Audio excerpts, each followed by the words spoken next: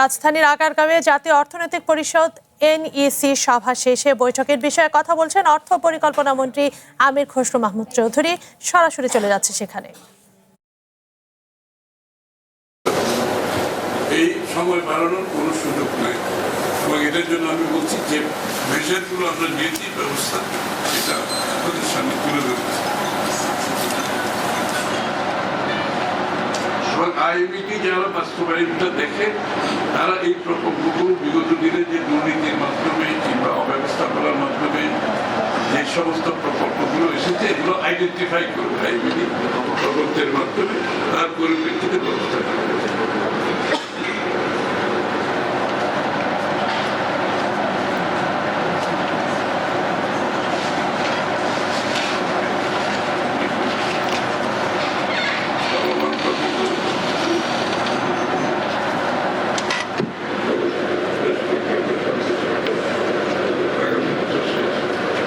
এই হলো ভোট আজকের সিদ্ধান্ত।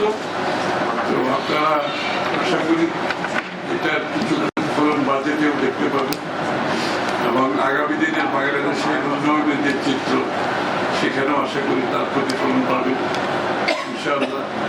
আমরা মনে করি যে এই প্রকল্পগুলো নতুনভাবে হবে সেগুলো তো সময় মতো শেষ করতে হবে, আর যেগুলো আমরা বিগত দিন থেকে পেয়েছি এই অসমাপ্ত কাজগুলো যতটুকু সমাপ্ত করবে সেগুলো রিভিউর মাধ্যমে সমাধান হবে, আর যেগুলো আসলে প্রয়োজনীয়তা নেই সেগুলো বাদ দেওয়া।